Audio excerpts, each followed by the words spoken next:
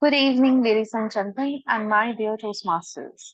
As you are aware, we have gathered here for the Chief Judges Training Program organized by District Chief Judge Toastmaster Asankhya Mohan.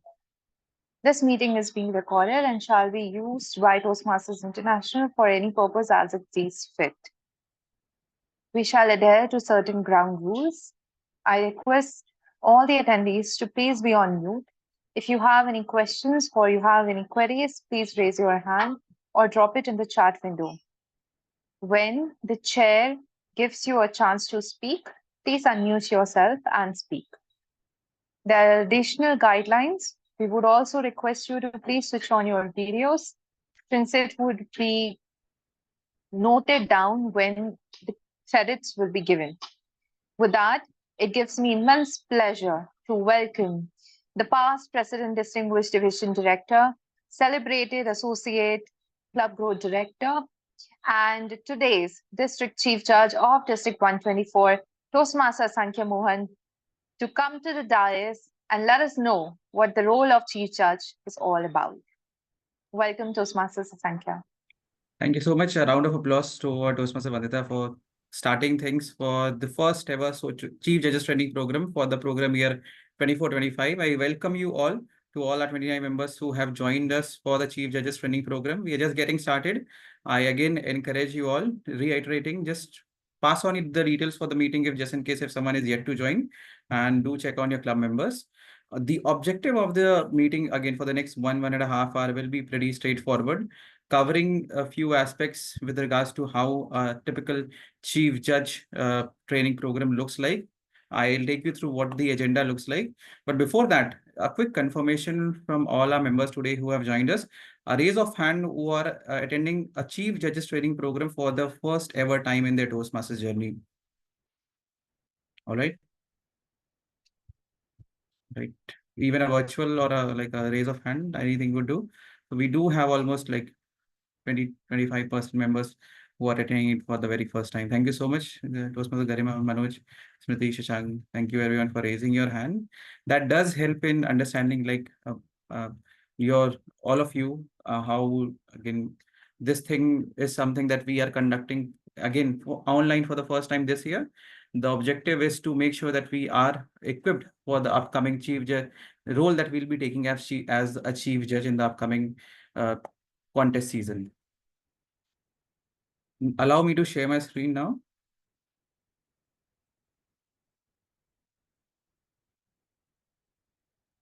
I hope the screen is visible. Thank you so much, Toastmaster Kaustubh. So again, Chief Judges Training Program. Before I proceed even further, how many of you have attended the Judges Training Program that we have conducted at the division level TLI or even the earlier virtual JTP that we just conducted? Have we all attended the Judges Training Program? Perfect.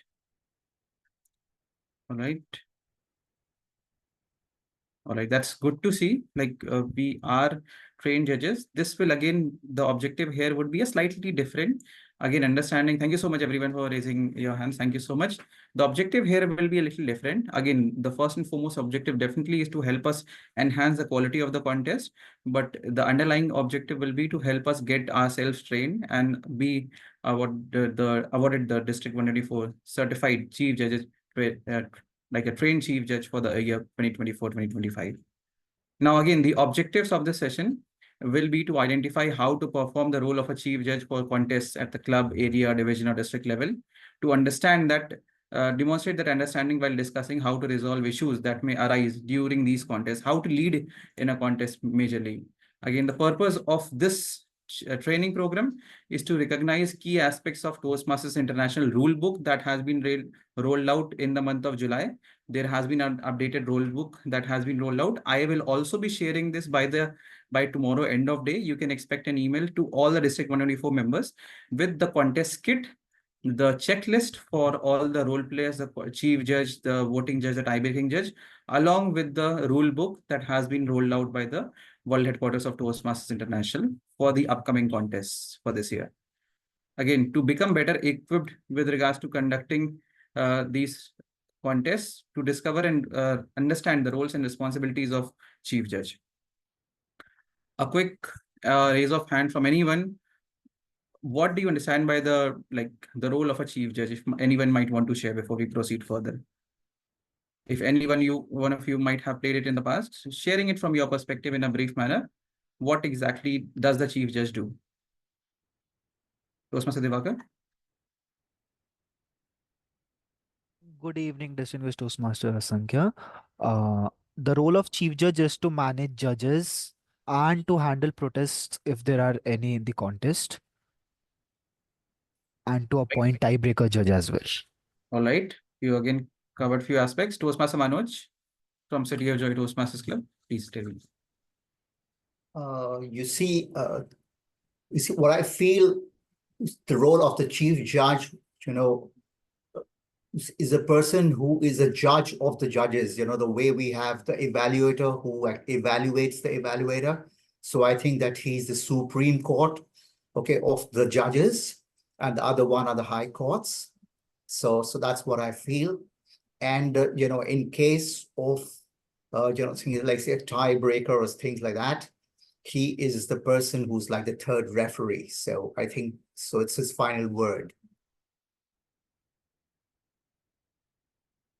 Thank you so much, Toastmaster Manoj. Anyone else would like to share their definition of what exactly the chief judge does?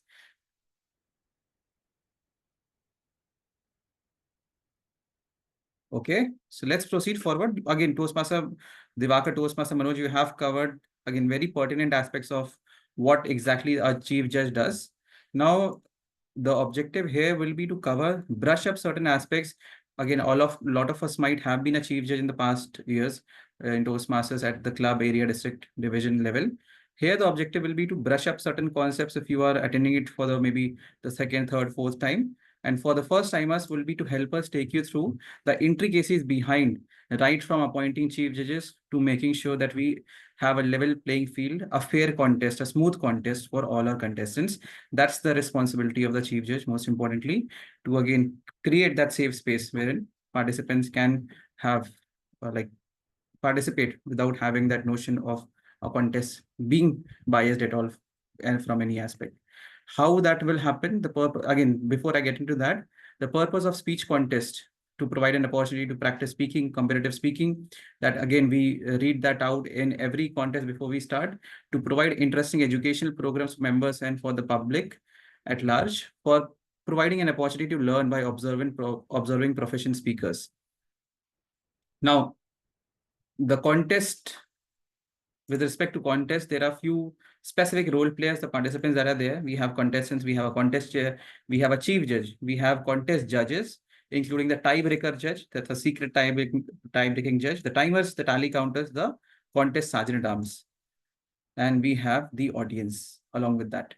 So this is what makes us again helps us conduct the contest. There are three aspects: people competing, people who will be assisting us from helping us with the roles, making sure that we have the timing in check, the tally counter, the sergeant at arms, and most importantly, we have a judges team behind the scenes along with the tie-breaking judge. Eligibility for chief judges. So from a club level point of view, the eligibility for a chief judge is just to be in good standing. At District 124, we recommend you to go through that certified, get yourself certified as a chief judge. That is something that goes without saying. But from a Toastmasters International standpoint, you should be a paid member in good standing for a club in good standing.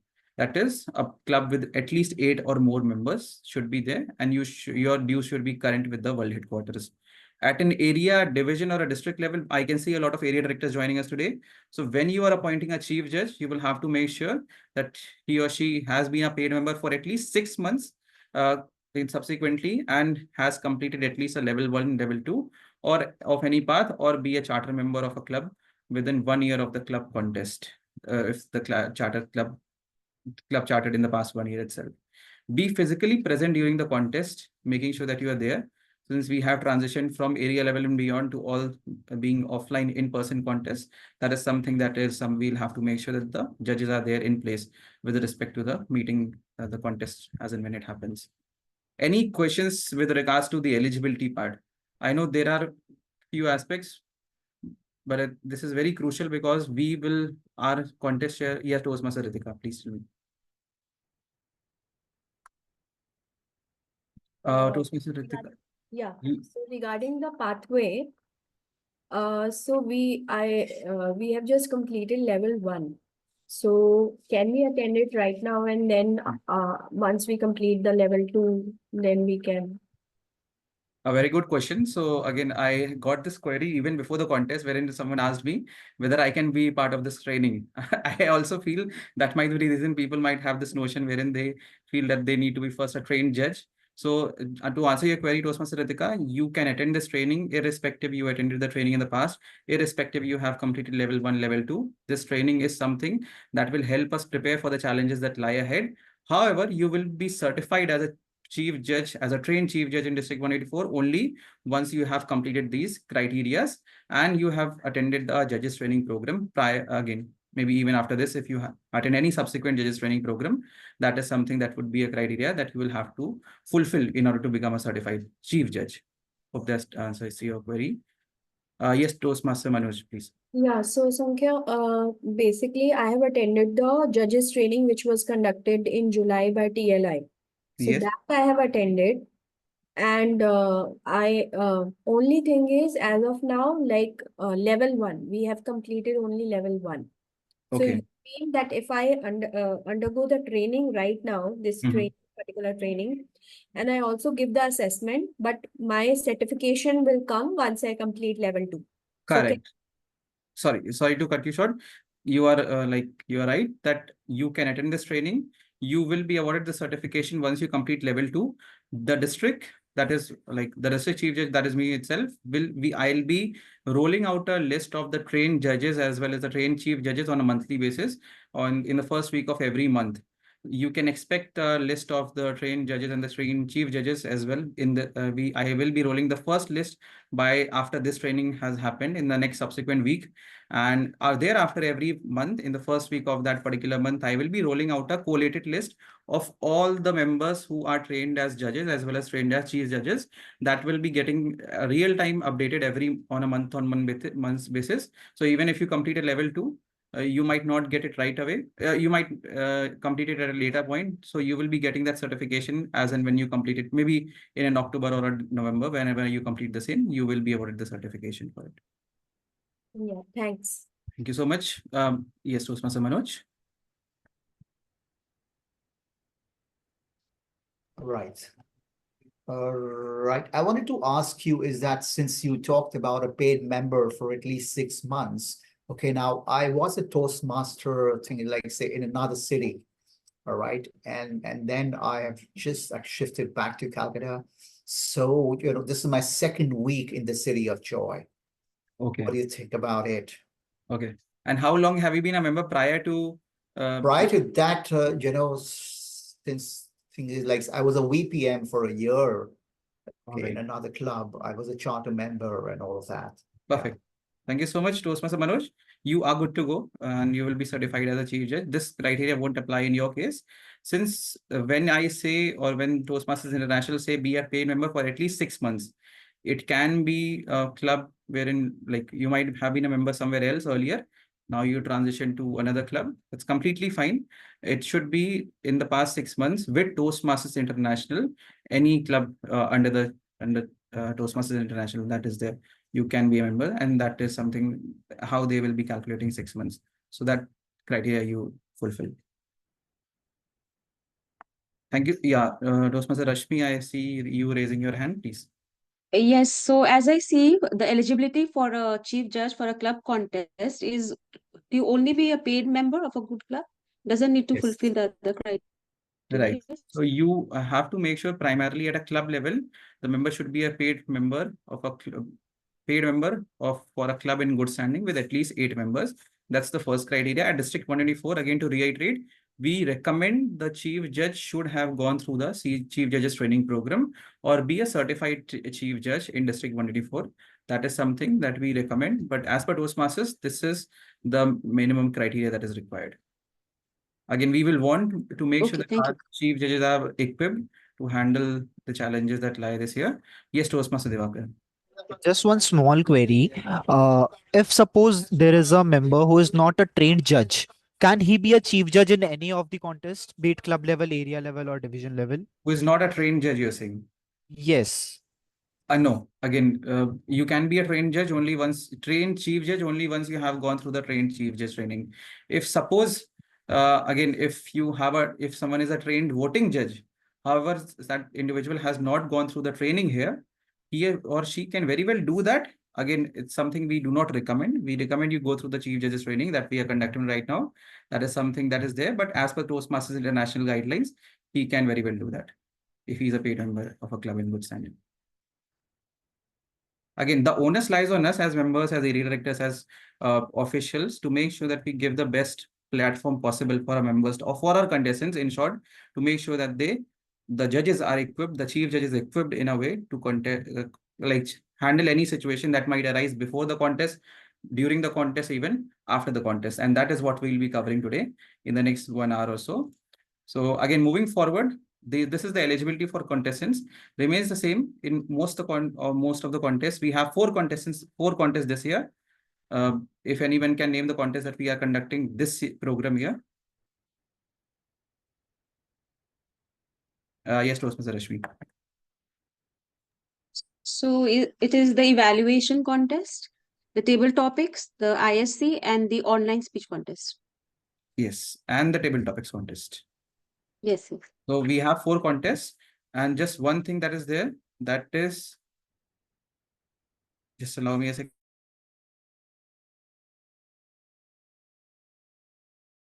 Toastmaster, I can't hear you, muted.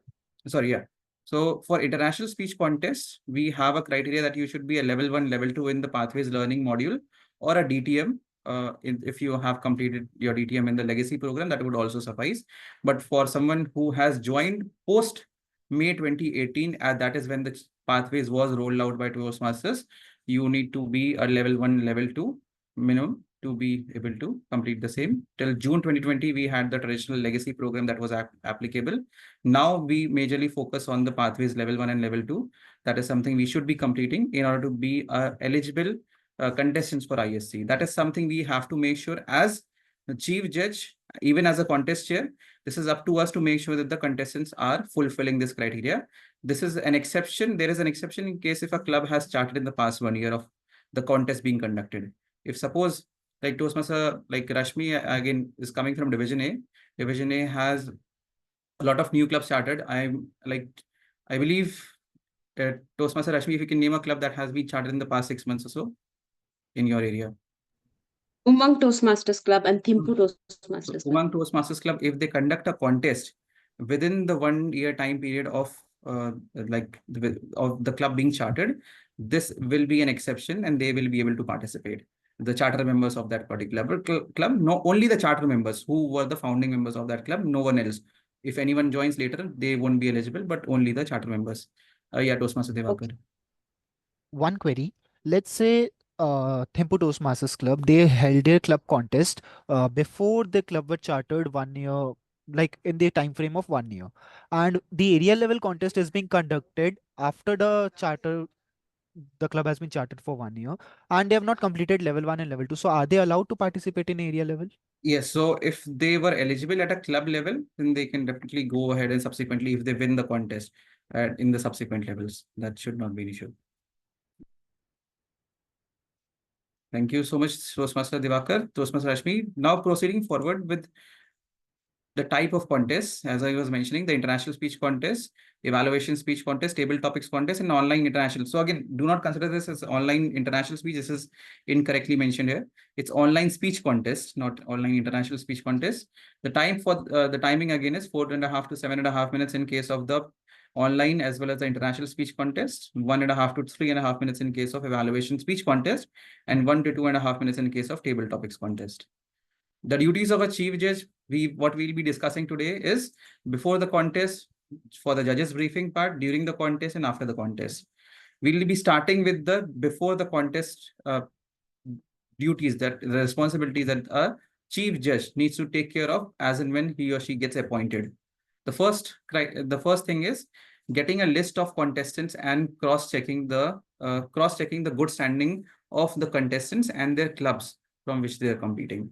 And the qualification with the contest chair, they should be making sure that the contest chair get that verified. If required, the chief judge can cross-verify the list as well. How do we do that? I'll come to that later. How do we verify that someone is a level 2 qualified? Because I might not have access to Thimpu Toastmasters chart, like the roster, whether they have completed it or not as a chief judge. I might be a chief judge from another district at times. How will I make sure that I am making sure that these contestants are fulfilling the criteria of being a qualified contestant for the contest? It is recommended that the contest chair, as chief judges, we should make sure that the contest chair does the eligibility check. It's the duty of the contest chair, but we should make sure that the contest chair is getting that done.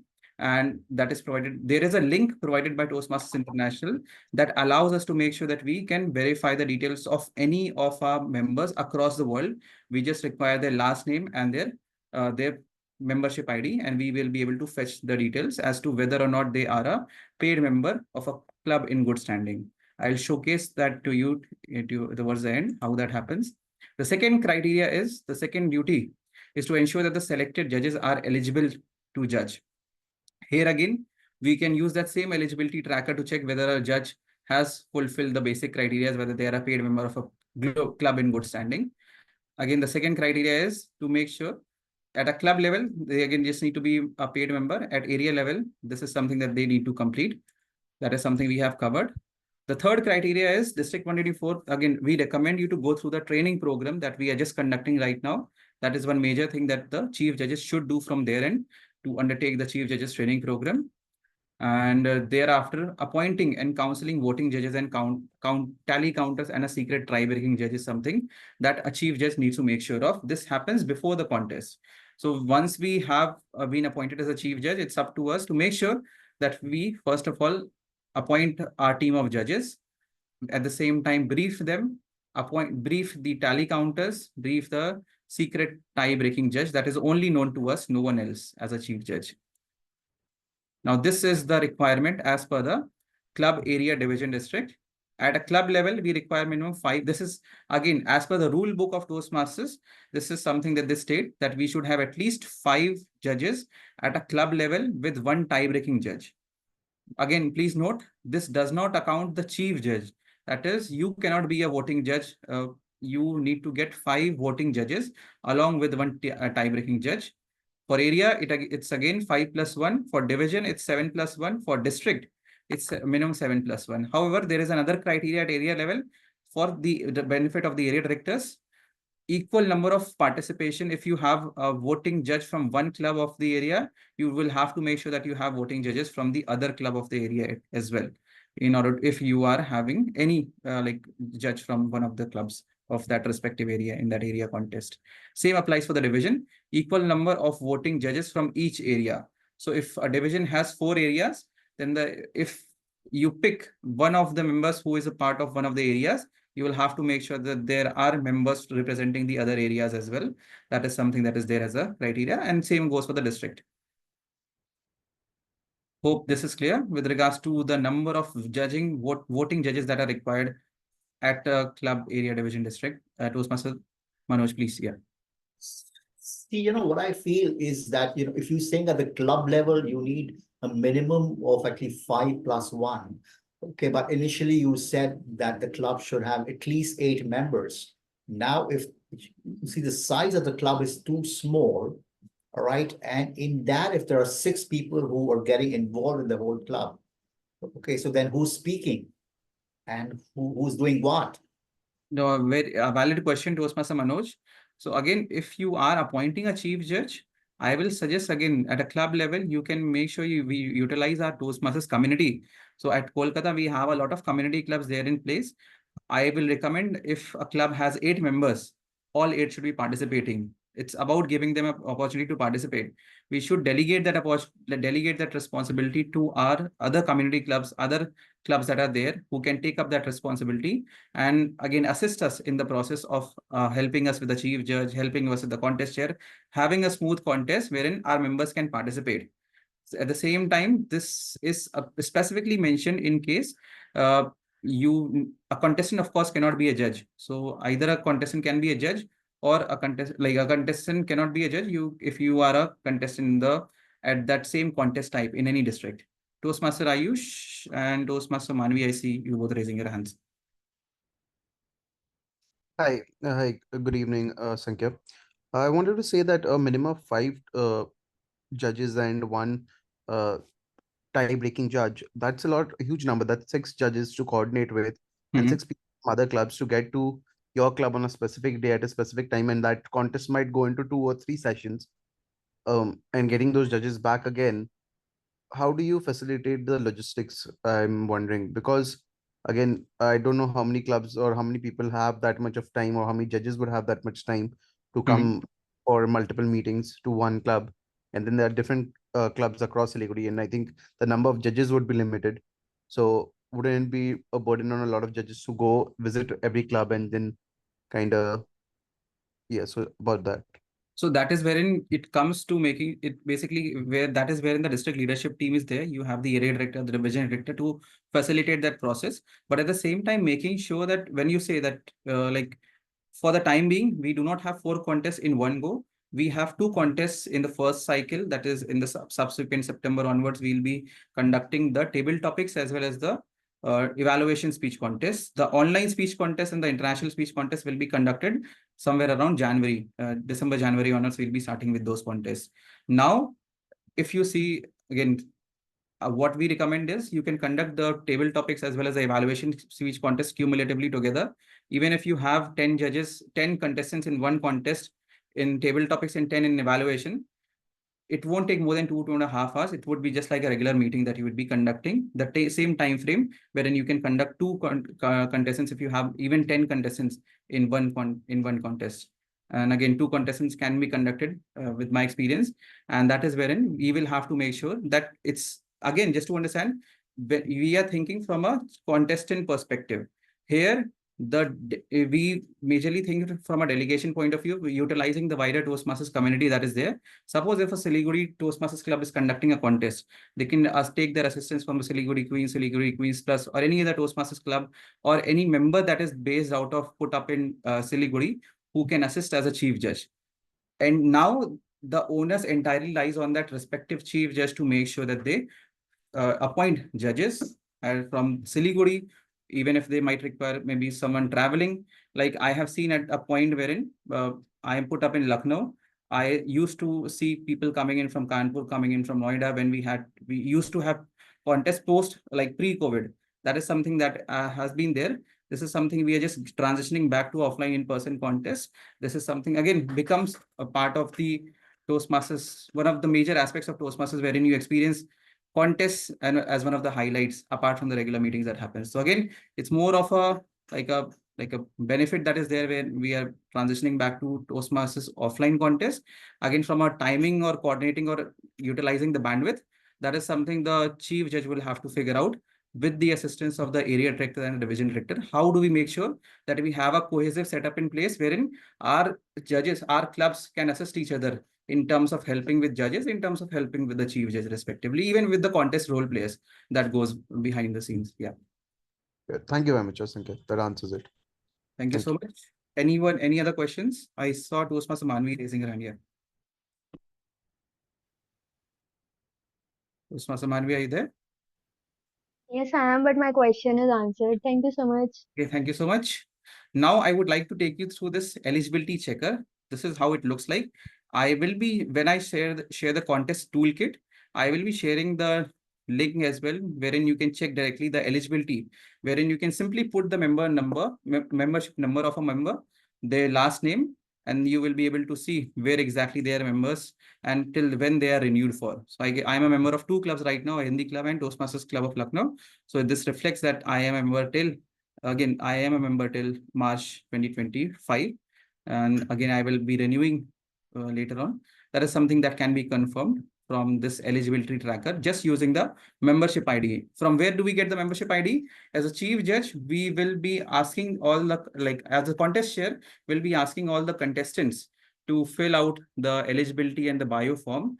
It's the onus lies on the contest chair to check the eligibility for the contestants, but for the onus lies on the chief judge to check the eligibility for the judges. and that is wherein the judges will be filling out a form. That is, if I had to take you through that form, that is again the judges code and ethics form that you need to be filling before the contest happens. Now again, before the contest, as a chief judge, you will be appointing the tally counters, you will be appointing the tie-breaking judge, you will be appointing the voting judges as well. Now, you will have to make sure that that is something that is being, we are discussing the same in the briefing as to how we will be going about conducting the contest and coordinating with the contest chair parallelly. How will that happen? Again, this is just another aspect wherein we check the eligibility tracker for confirming the eligibility of judges. Now, how will we be doing the judges briefing part with respect to our judges? How do we coordinate that? So at least it's recommended that you go ahead and conduct a judges briefing at least 24 to 48 hours before the contest, so that the judges are in sync on the same page with regards to what the expectation is, how many members are there in terms of competing, how do we coordinate with the role player, the contest chair. So that is something we'll be discussing. What are the parameters in case like if we have a protest? So all these things will be discussed in the judges briefing, and this is conducted by the chief judge. 24, at least recommendation is at least you conduct it with 24 to 48 hours prior to the contest, not on the day of the contest. I have seen at times, again, due to paucity of time, people do it just half an hour before the contest. That is again not recommended. We should as a practice be doing it, and that is not like a restriction that we need to do it on just before on the contest day itself. That can be done like at a prior point as well before the contest happens. Now, what are those responsibilities, the key areas that needs to be discussed? We first of all roll out the contestant's speaking order.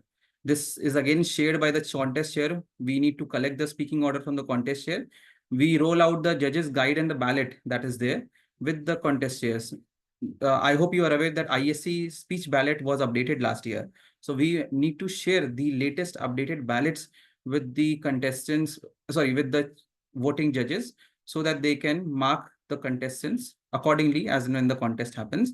We should as a practice share the speech contest rule book, the updated rule book that has just been rolled out in the month of July. That is something I will again be sending out to you in the form of contest kit at a later point. And then again, sharing the judges certification, eligibility and code of ethics form.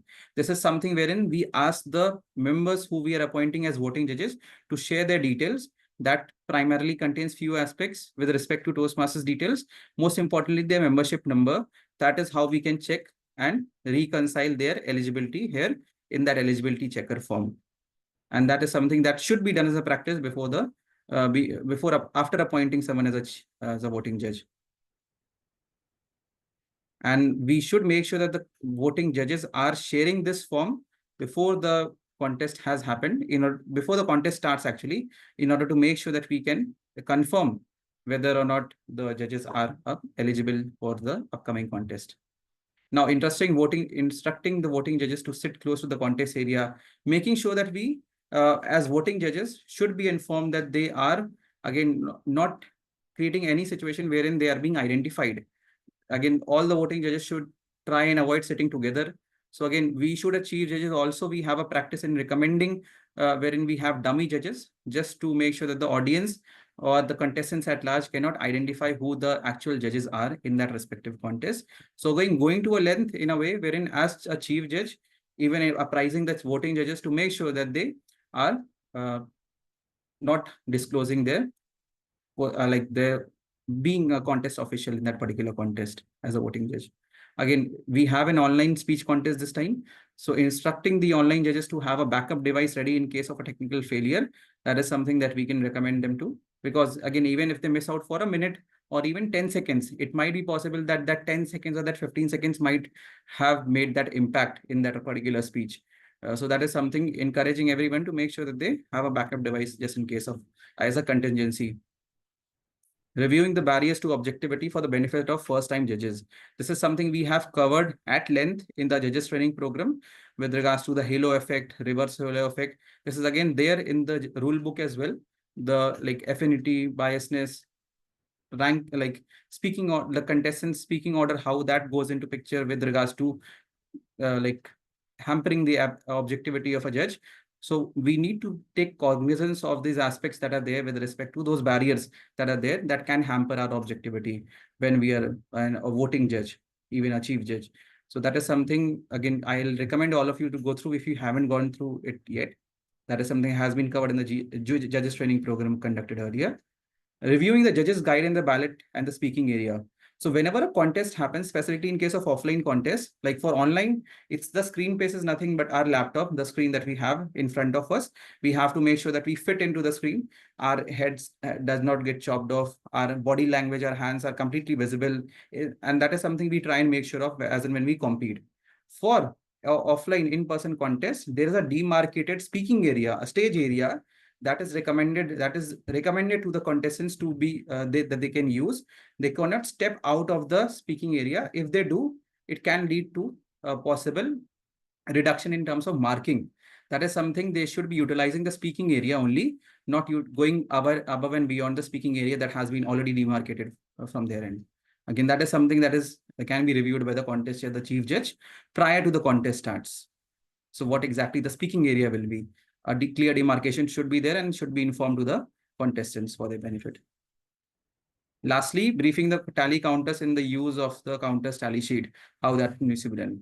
So again, we have covered the judges briefing, how it happens before the contest, what needs to be taken care of.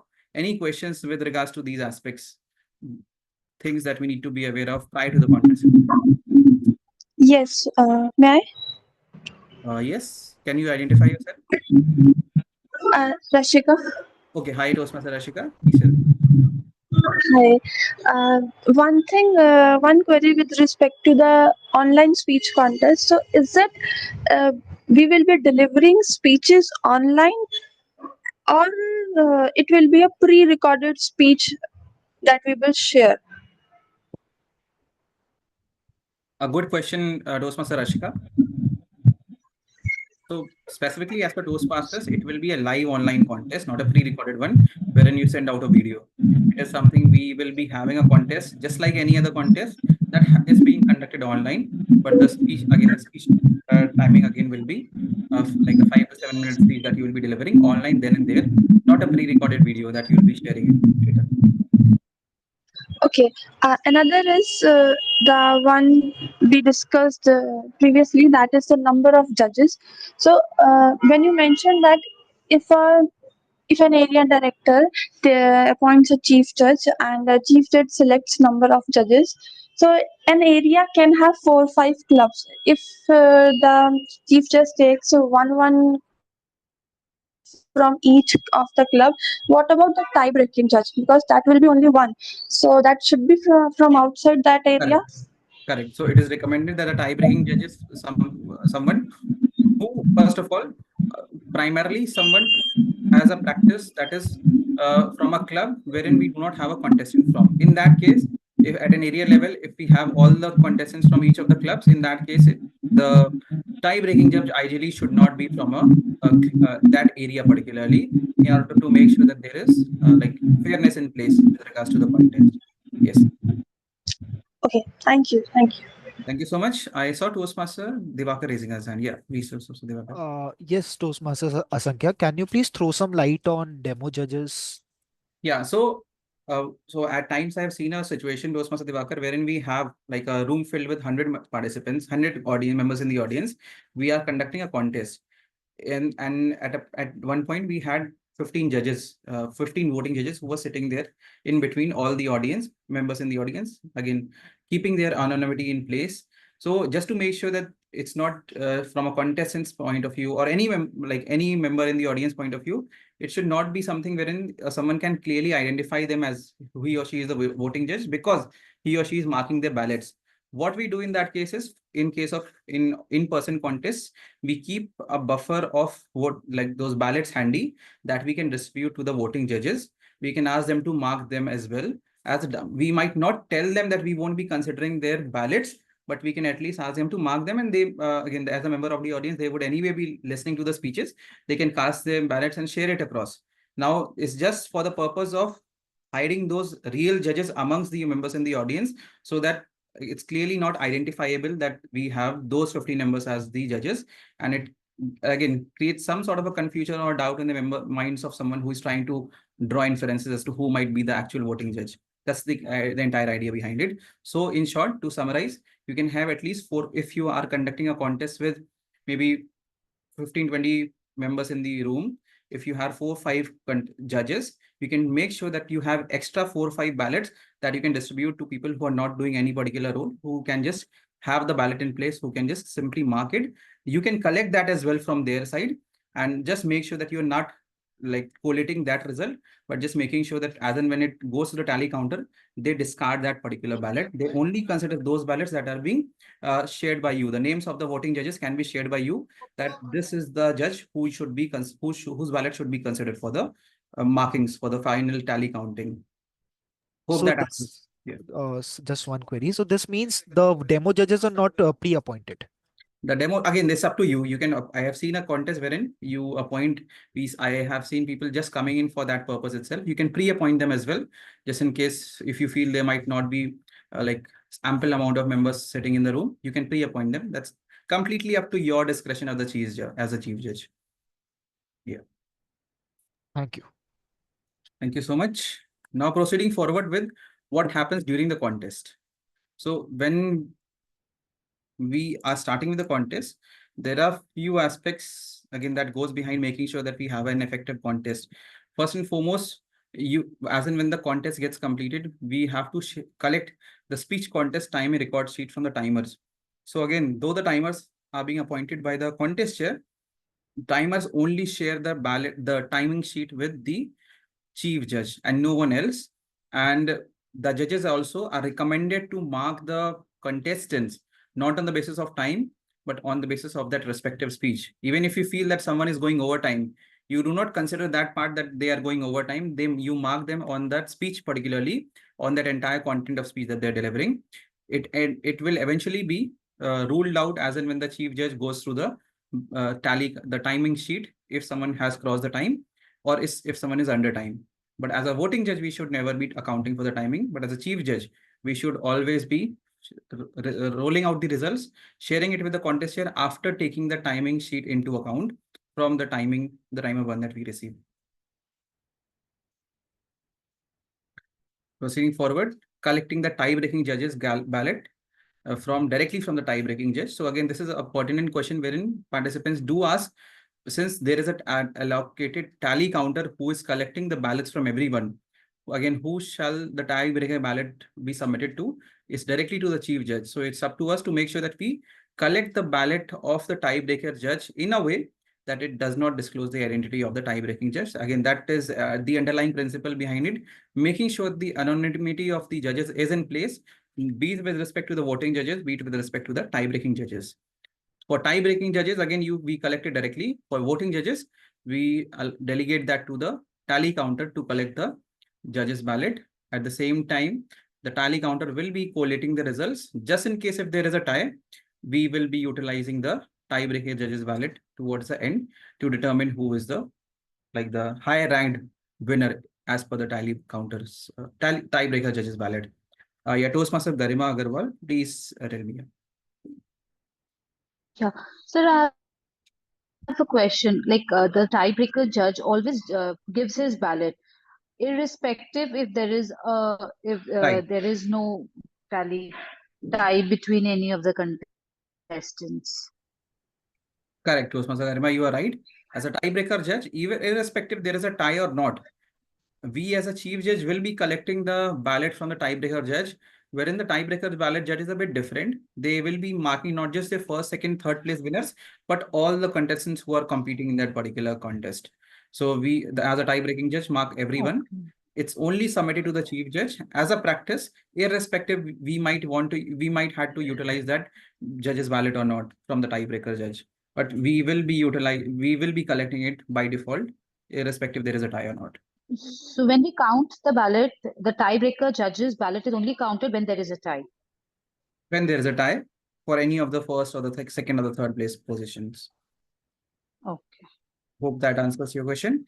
Now proceeding Yes. forward, again, one of the major pertinent queries that we as chief judge will always face a lot of like a lot of challenges again to handle those situations adeptly is protests, and that is something wherein it's not just upon us to take that call, but the entire judges team that is there with us during that contest. Toastmaster Ritika, before I get into that, I will take another question from Toastmaster Ritika. Please, Ravi.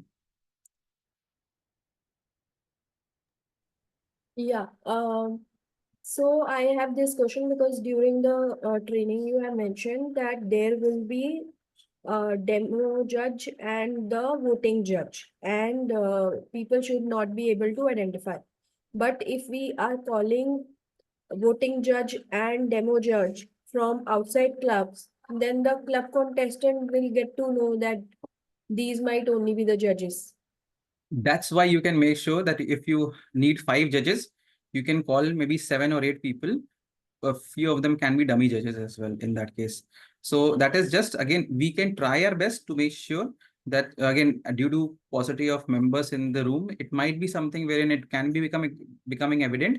In that case, we can call, just like Toastmaster Divakar mentioned, we can pre-appoint people who can join us there to be the dummy judges, just to make sure that we are like at least keeping some some level, we are keeping the anonymity of the judges in place. Right. Okay.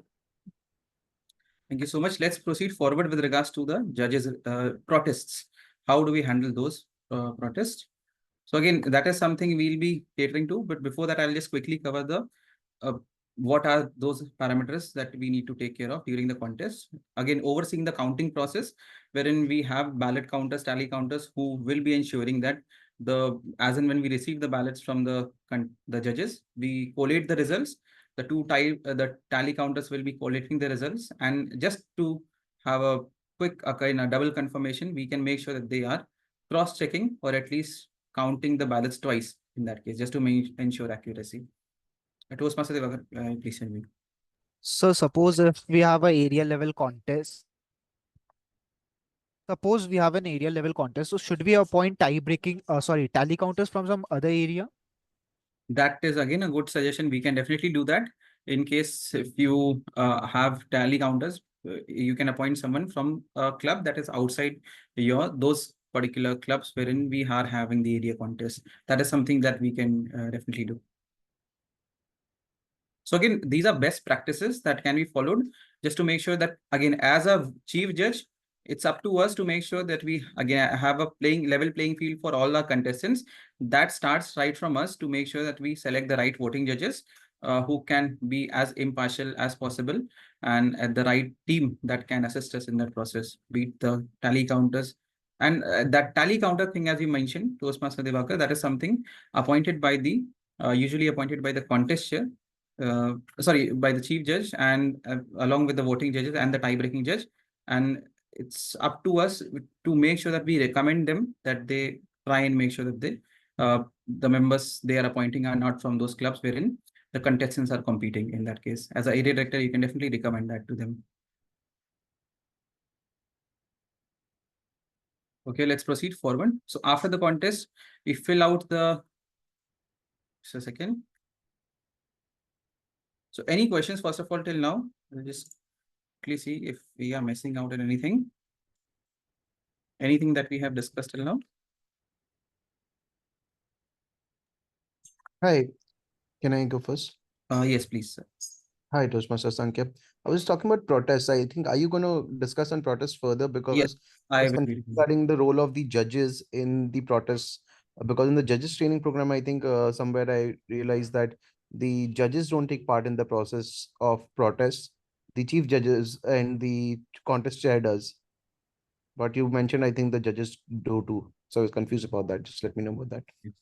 Sure, Thank you. I actually, that is something that came across as in when people completed the assessment test. I got a lot of queries with regards to that question as well. I will be covering that aspect with regards to how do we make sure that we handle protests.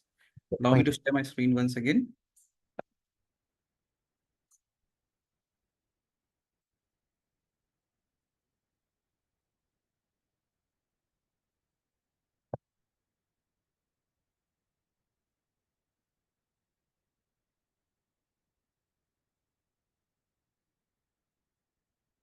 Please do confirm once the screen is visible.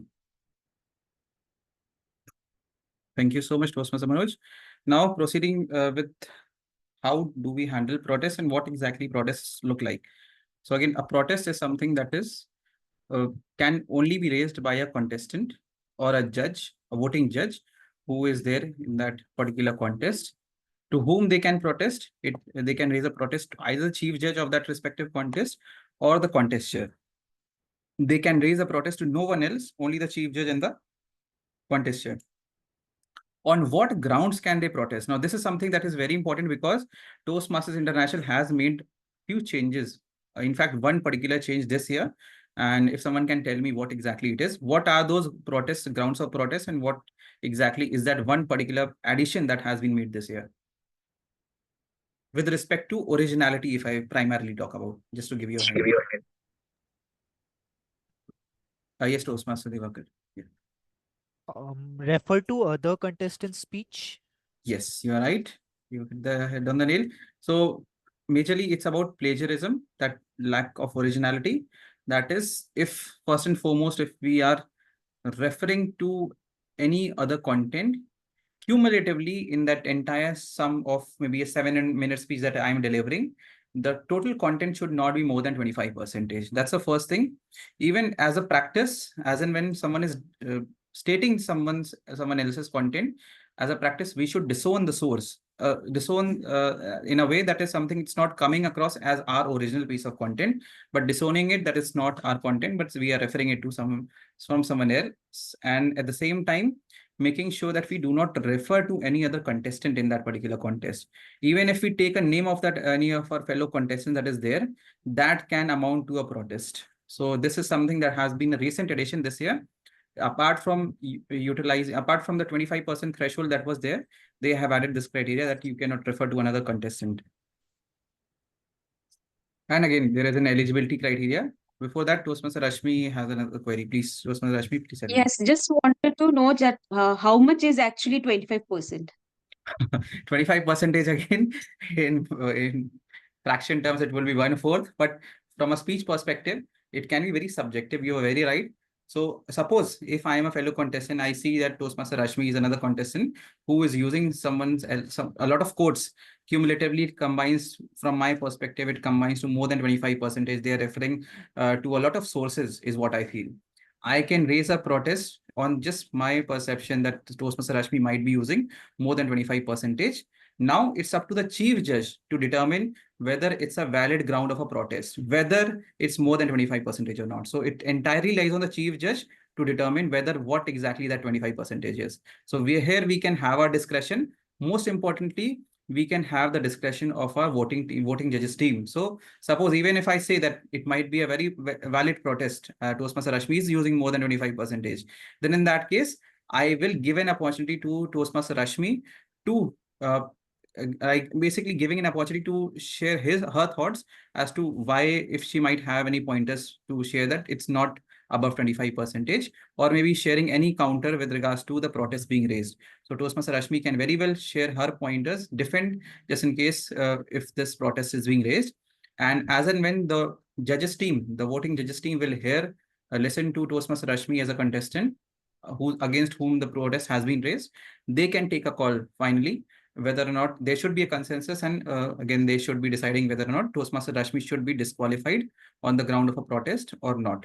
So there is again a system in place. It's entirely up to the chief just to, again, as per their discretion, whether they feel it is a valid ground of a protest or not, and thereafter taking it forward, involving the judge team to come to a conclusion for that. Okay. Toastmaster, I saw someone. Yeah, Toastmaster Manoj, I saw you raising your hand. But no, it's been answered. I just got my answer. Thanks. Perfect. Thank you so much. Toastmaster Manvi, you have any questions? Yes, just as Sanke, when we talk about online speech or online contests, we used to do renaming and then we call the judges in a different breakout room during the protest where the contestant specifically justify what exactly his or her point of view is. But when we are moving offline, so how exactly will the judges hear the contestant? Again, if the contestant and judges are parallel to each other in a single room, the judge's identity will be revealed, right? So in that case, how exactly the protest can be handled? So again, this is something a very good question actually, pertinent question.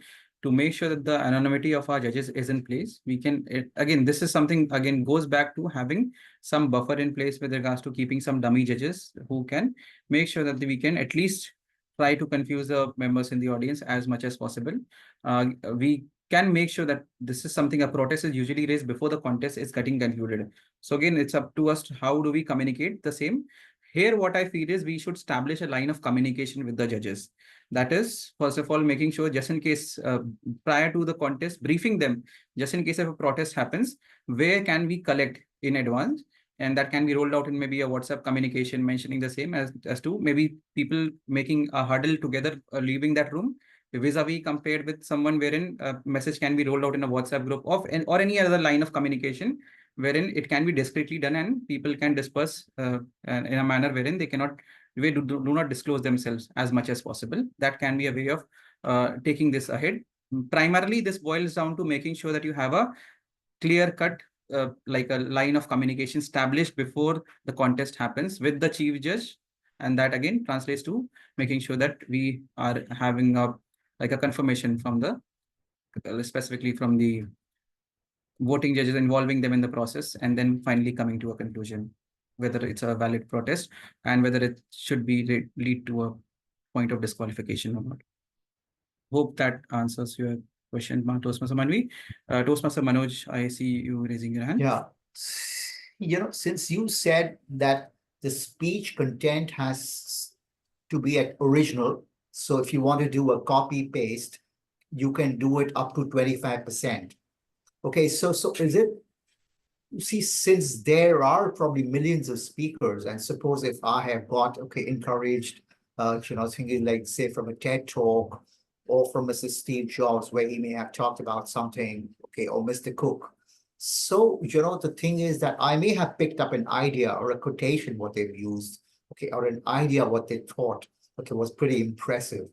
So now if I pick up that idea, I do it in my own words, or probably use the quotations, which they used. So what would that count to be? All right. Thank you so much, Toastmaster Manoj, for that question. I do get that a lot from people as to how do we determine that 25% threshold. Again, there is something, again, a lot depends on the chief judge. But at the same time, when as a contestant, if I'm suppose participating in a contest, if I might want to take an idea, that's again completely fine. It's just something wherein you should be able to confirm, or at least as a contestant, make sure that it's like something that's not entirely the same. Like we have a very famous world champion and public speaker, that is Dhananjay Hitrachi. I have seen a lot of contestants copy the idea behind the same. It again copying an idea behind the same, starting with maybe a rose towards the start of the speech, vis-a-vis compared with copying that entire speech verbatim. That are again two different things. Again, it's a very fine line, copying an idea to copying an entire speech or the entire script of that individual, or maybe some piece of content that you might have referred to maybe somewhere else. It again boils down to how the chief judge perceives it. And as and when, suppose if it leads to a protest, just in case if it leads to a protest, both the person who is raising a protest as well as the person who's the contestant against whom the protest has been raised should be able to again justify the same. Just in case if I raise a protest against you as a contestant, Toastmaster Manoj, if the chief judge asks me the point of like the source, if I should be in a position I can share some supporting proofs, some supporting documents, just in case if that might be required to make sure that it is being accounted as a valid protest. Same goes for the person who against whom the protest is being raised. Just in case if someone says I'm copying the idea of a Steve Jobs speech that he gave at a commencement at Stanford, then in that case, it should be something wherein you can go to that original source material and say this is something you can again go through the same. It will again be depending upon a lot on the discretion of the chief judge, entirely with the judges team. Not the chief judge actually, but the judges team to come to a consensus wherein they feel whether it's a valid raise of ground of a protest or not. But as a contestant, we can definitely make sure that copying an idea, I believe it's completely fine. That should not be an issue. You're very lightly pointed out there are plethora of ideas that are there. We can definitely copy the idea. But again, verbatim copying the quotes, the material, the scripts, that can again lead to a disqualification. Again, copying an idea to a extent wherein it's like the entire speech, that can also at times lead to a protest. It's up to the chief judge how they handle it at that point of time, as per the discretion of the chief judge in that respective contest. But again, copying here and there, maybe a particular quote from somewhere, that should not be an issue at all. Making sure that we as a contestant can take that into cognizance, that it's lesser than 25%, or at least way below that threshold of 25% at least. It's a fine line, but again, we as again, prevention is better than cure. We can at least make sure that we are below that threshold and make sure that we come up with own original piece of content. And that's why Toastmasters International, if you go through the judges ballot of ISC, they have a particular parameter wherein they incentivize being original. They give you pointers, extra marks, like it's, you can say as brownie points just for using original piece of content. That is something, as a judges training program, we go through the same ballot, and we recommend that you mark that individual a little higher if they are using their original piece of content as per the parameters that are there. So again, they are incentivizing it at one place and like discrediting at the other. So again, they are majorly encouraging you being original, in short. Right. See, and another thing, if you talked about 25% of the speech being copied, but then there are certain acts that are done on stage. Like I had just come across a speaker who just put a cigarette in his mouth, but he didn't light it up. All right. I think like say, or a guy who had thing like say a hat and he just threw it off. So do you think, so it's not that he's the first guy on earth who threw the hat off the stage, or the first guy who lit the cigarette. All right. So thing like, is that going to be actually copying, or is it just not copying? Again, this is something very subjective, but what I feel, if it's just, I even, for a matter of fact, I even heard a speech wherein a contestant recently, last month, used a cigarette, didn't light it. I had a story entirely around it. If suppose if that just enactment is the same, the entire speech is something different. Maybe that individual was talking about the repercussions of him realizing how smoking is injurious to health, how he related it to his father being someone who was a smoker, and how that eventually helped him to convince him not to smoke. That was his story behind this that particular speaker. And here again, I might be using that cigarette, particularly not lighting it, throwing it off. My speech might be different, on an entire different tangent altogether. So again, this is something I feel, again, that idea, I don't think that should be an issue, because it's like just a 10-minute enactment. I feel that might be taking that time out of that cumulative 7.5 minutes that you have. But again, copying that speech, to reiterate, might lead to that a protest in that case. I hope that answers. Thank you so much, Toastmaster Manvi. I will again come to your queries once I have covered all the parameters of with respect to protest. Again, when can they raise a protest? Anyone might want to answer this. This has been covered in the judges training program as well. When can we raise a protest as a voting judge, as a contestant? I see Toastmaster Manoj, Toastmaster Rashmi raising their hands. Anyone can go and answer this query, this particular question. I think ladies think during first. the contest, before the ballots are counted or the results are announced. All right. Correct. So immediately after the contest and before the results are declared. So it should be raised prior to the results being declared. Like immediately after the contest, you can raise a protest. You cannot raise a protest after the results have been declared, in short. That is something we'll have to make sure of. All right. Thank you so much, everyone. Now this is the final step. Steps to handle protests online. Again, we have a particular online segment. So again, quickly taking you through, check first of all whether the protest is valid. Again, this is something applicable in offline as well. Ask the judges to assemble in a separate Zoom room. We can have a prior breakout room created already. Just in case if we have a situation like this, we can let the tech master know in advance, and making sure that the judges are using maybe a random name or a pre-decided name as per the information shared by the chief judge. And again, displaying no profile picture. This is again a basic check mark that we do in every online contest. This is something, since we have an online speech contest, we will make sure that we are adhering to the same. Again, the underlying idea behind the same is same, not to reveal our identity in as and when we are part of a judging process. Discuss the protest, invite the concerned contestant and give a chance to explain, and discuss with judges once again, come to a conclusion. A quick confirmation, like when someone has determined, when a contestant has shared his or her point of view, whether from their perspective it's not a valid protest, how do we finally come to a conclusion? Has anyone been part of a protest? How do we decide the same? Who takes the lead here, if I may ask, in short? Who will be the person who will be taking a lead in that particular? Chief Judge. The Chief chief Judge. judge.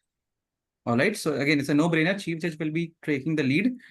However, will the Chief Judge be sharing his or her thoughts behind the same? Because the marking just goes for the voting judges behind those ballots. Chief Judge is the one simply who collates and announces the results. Whether me being a Chief Judge, can I say that this is a like the participant should be disqualified or not after hearing the contestant? Or is it entirely up to the voting judge? That's my opinion, my point of view with respect to the contestants taking as to how they feel it's not like a protest. Does it hold any validity? Shall I be sharing that in the first place? Yes, Toastmaster Devakar. No. Thank you for giving me the opportunity. Thing is, if suppose the protest is valid and the contestant is proved that he has used to some other speech material or something like that, and the contestant is not able to prove that he has not copied or something, so what are the judges recommended? Either to disqualify or to reduce their marks? All right. So, Toastmaster Devakar, I'll come to this question. So, but first and foremost, with respect to whenever when a like a protest is happening, if it leads to a determination wherein they determine, the voting judges determine that it's a valid protest, the contest will be disqualified altogether. It won't be like a like lowering the markings, but they will be disqualified in that case, and they won't be considered in that like final winner list, in short.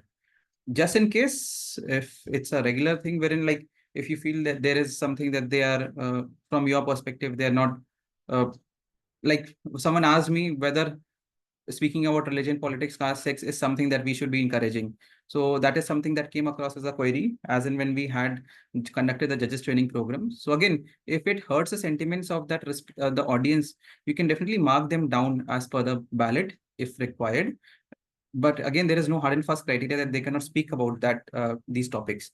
It should not be something that should be hurtful in a way, but it's entirely okay. So in short, if you feel that there is any parameter that they're not doing justice to, that is when how as voting judges we will be marking them down. With respect to protests specifically, we have to make sure that we are coming to a consensus, and if the consensus is in favor of disqualifying the judge, disqualifying the contestant, he or she won't be considered in that final winners list. He will be disqualified from that contest entirely, going to that protest. All right.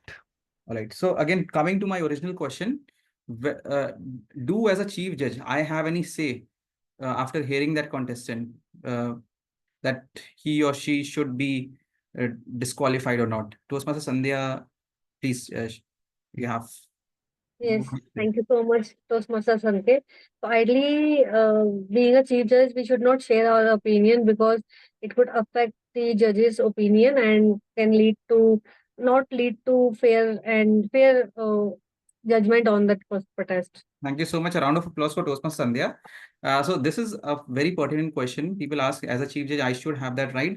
But as a chief judge, we are there merely as facilitators when in that protest.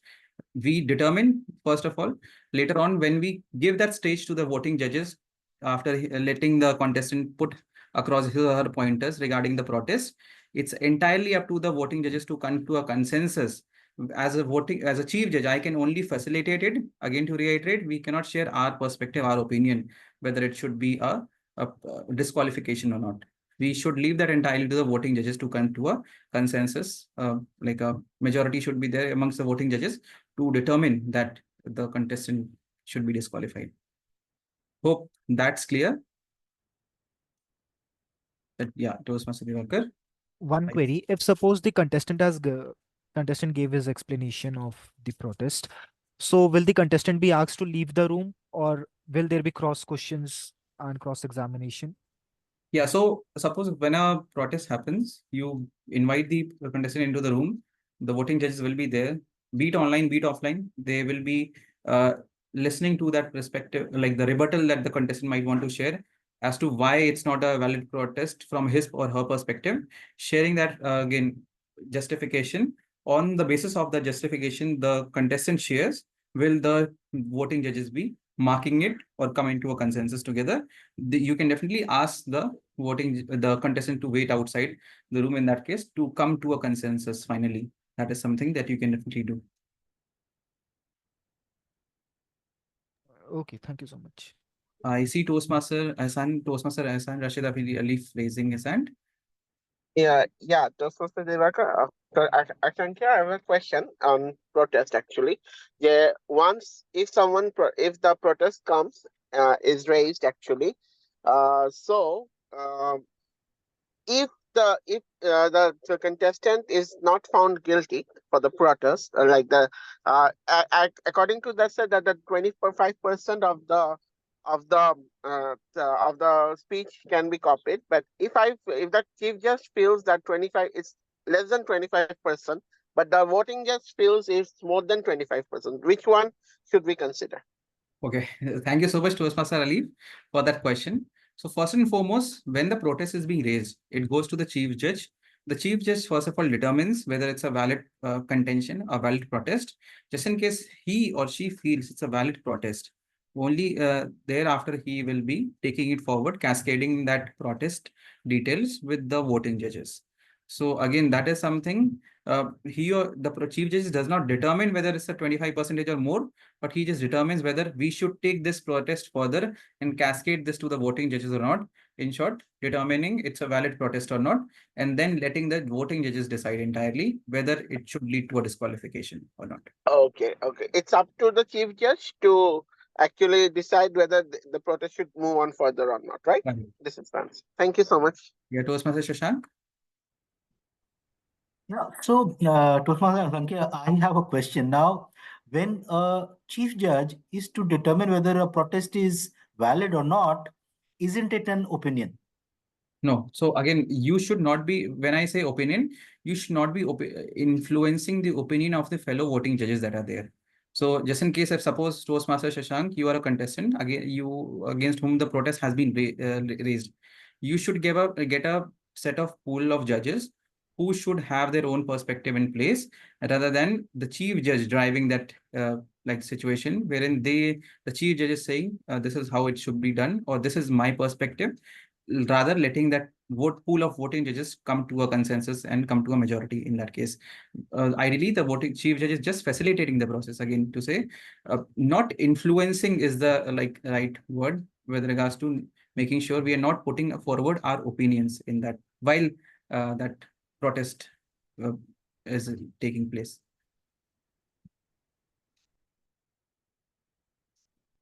Hope that answers Toastmaster Shashank. So not influencing our fellow voting judges, letting them have their perspective in place and then collectively coming to a conclusion. Lastly, so protests, if required, have a voting amongst the voting judges if to come to a conclusion, to come to have a majority, inform the outcome to the contestant. In case of disqualification, inform the contest chair once this protest has concluded, and this is all with regards to the protest. Now, before I move forward, I have few case studies lined up that I'll quickly want to cover up.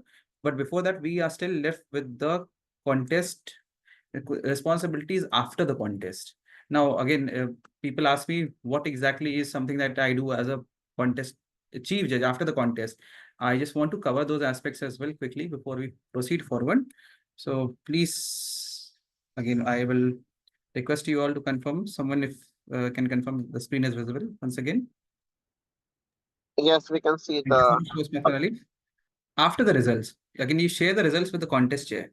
You fill out the notification of the contest winner. There is a results form that is there, and that will be shared out with you. All the links, all the scripts, all the forms, everything that you might utilize, that will be shared in the form of a contest kit, along with the results form that you will have to fill as a chief judge and submit that results form to the contest chair for the next level of the contest. Destroy all ballots and contest documents after the details are sent to the next level. In short, after the contest has concluded and the details has been cascaded to the contest chair for the next contest. Again, not discussing the details of the ballots, contestants, timings, and protests with anyone.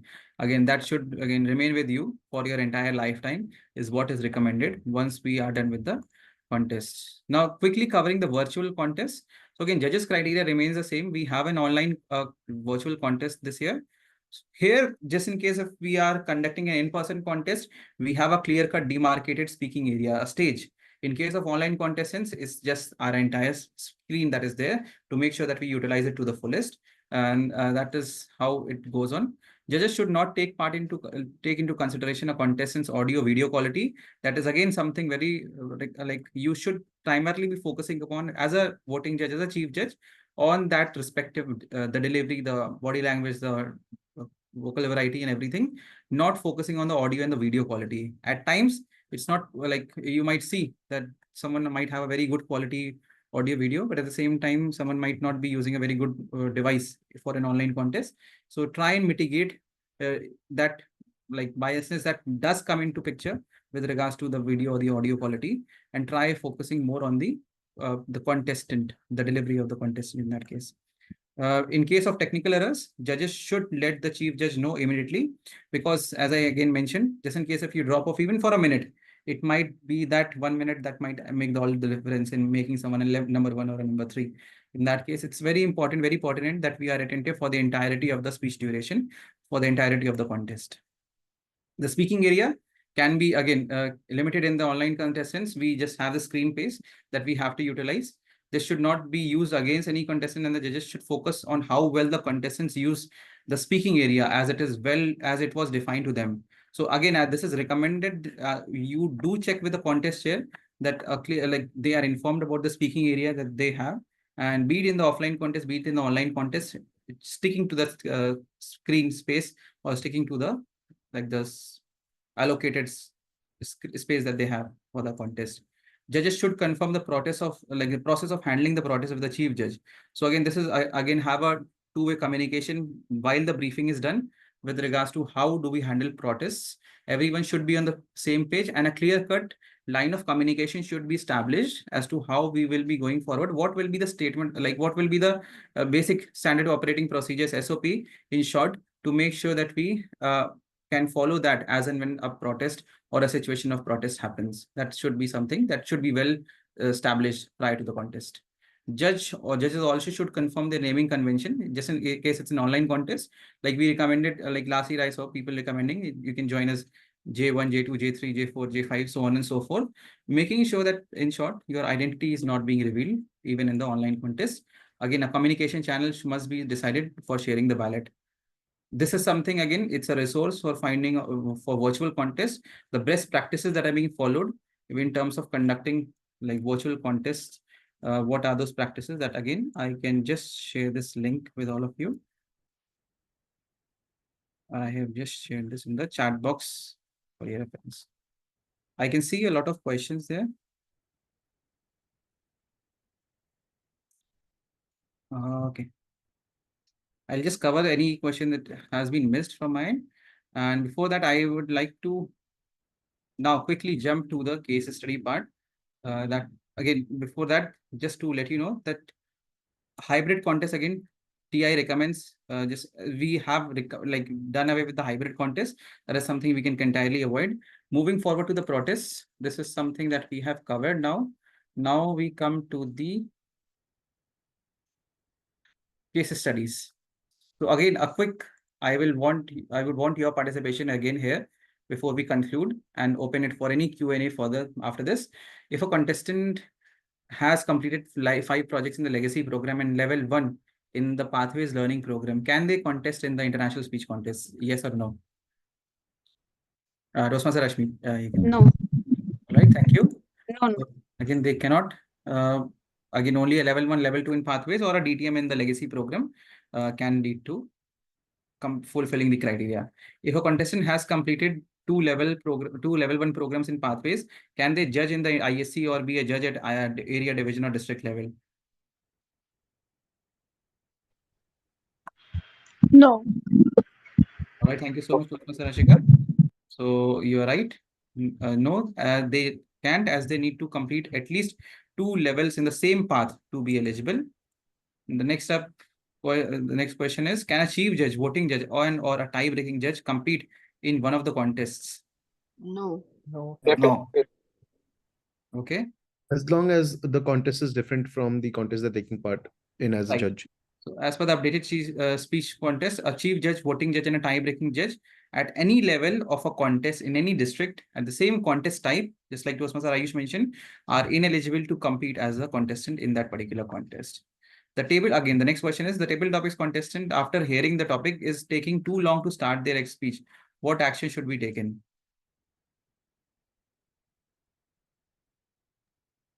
Yeah, I think you can No just ask the action. person to start. Yes, they have to No, start. Right. All but right. the timing, he's losing on his time. That's it. Correct. So, but at the same time, Toastmasters Garima, we say the timer starts only with the first verbal or non-verbal communication from the contestant side.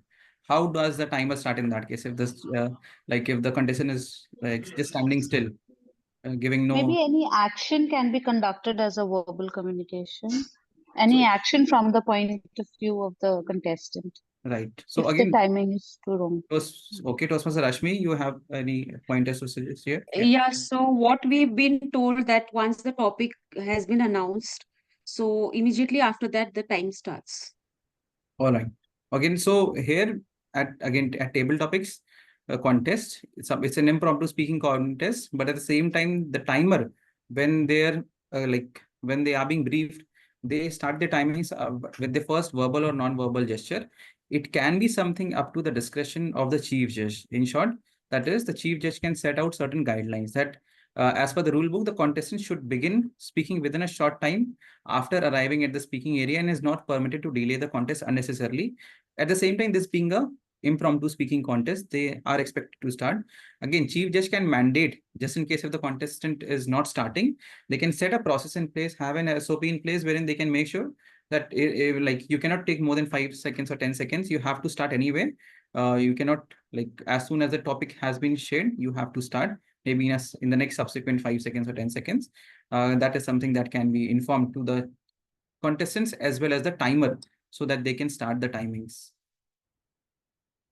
Next up, let's proceed with the next question. In a table topics contest, a contestant gets dropped out after hearing the topic. What should the chief judge do? Wait for 30 seconds. Give a time frame wait of 30 seconds Okay. for the contestant to respond. Thank you so much, Toastmaster Rekha. Garima, yes, it is something wherein we cannot disqualify on the grounds of a technical device failure. He or she should be given 30 seconds before they can be disqualified on the grounds of the timing. Moving forward, during a protest, the chief judge was putting forward his or her opinion. Was this right? Yes, Toastmaster Manoj. You see, as you said earlier, it's not right. See, like say the chief judge actually just cannot put an opinion. Okay, it just depends on the other judges. So the chief judge is only the facilitator, and that's it. Thank you so much, Toastmaster Manoj. A chief judge shouldn't influence any decision making during protests. They are there to moderate the protest and leave the decision making for the judges, for the voting judges, and ensure the same is being done in accordance with the rule book. Should the chief judge be aware about the project details of the test speaker before the evaluation speech contest starts? No. No. Right, Toastmaster No. Rachika? So again, neither the test speaker's project nor any objective that the speaker may have can be made known to the contestants, the chief judge, the voting judges, the tie-breaking judge, or the audience.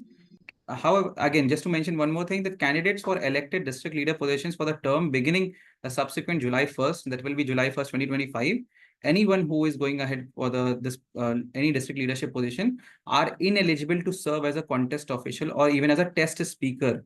That's the reason I just wanted to highlight this. You cannot serve as a test speaker if you are planning to be in the district leadership in the next subsequent year.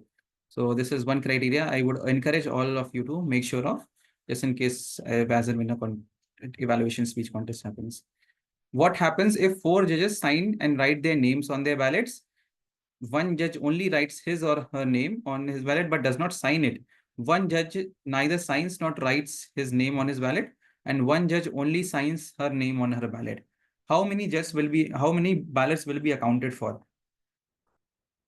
Yeah, Toastmaster Alif. Yeah, 4 judges. All right, thank you so much. You're right. Only 4 of the 7 ballots will be counted. You are expected to sign your name, sign as well as write your name in that particular ballot for it to be counted as a valid ballot. In a table topics contest, the contest master accidentally reads out the topic wrong for the last contestant. Should the contest be restarted? Toastmaster Rashmi? Yes. Right.